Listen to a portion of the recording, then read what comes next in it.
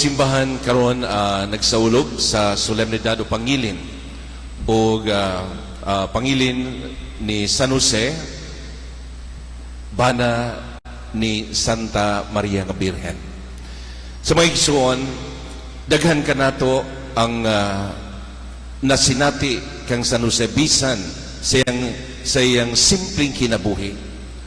Diha niya na mo'y nahimong iyawi sa pag-abli sa iyang kinabuhi aron siya mahimong instrumento sa Dios o gani nahimo siyang ama-ama sa atong Ginoong Jesus.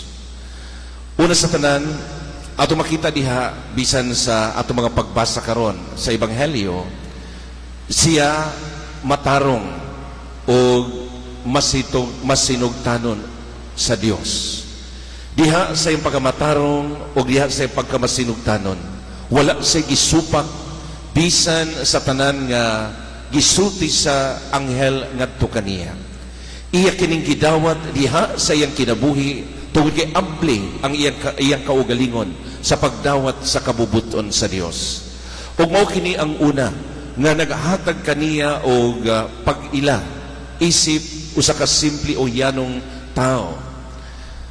Masinugtanon sa balaod ni Moises ug andam kanunay sa kung gingon pagsunod sa kabubuton sa Dios.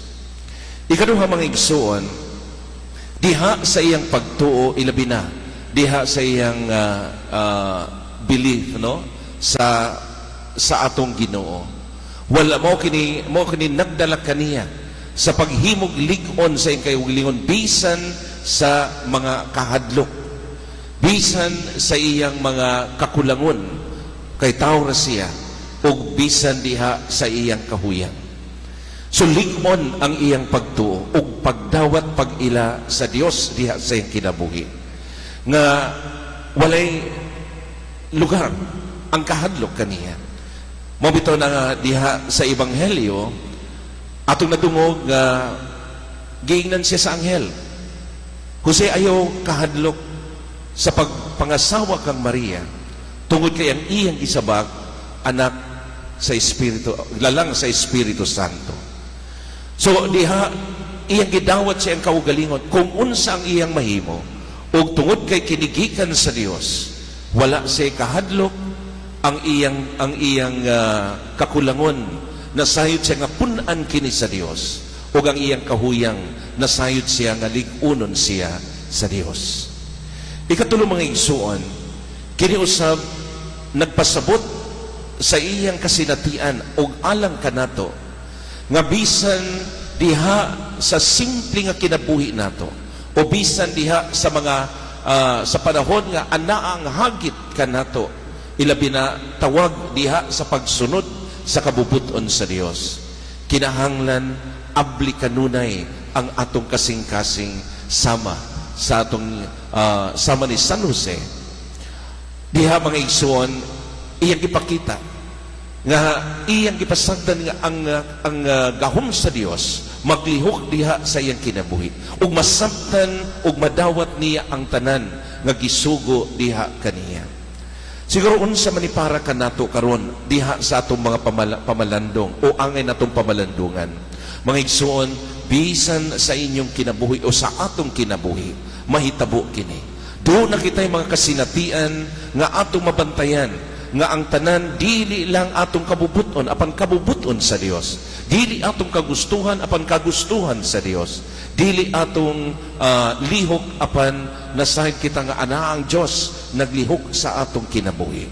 Ug mao kini ang nindot nga atong himuon sa matag adlaw nga abli kita diha sa unahuna og kasing-kasing, abli kita sa pagdawat sa Dios diha sa atong kinabuhi. Ug siya ang muhimo sa tanan.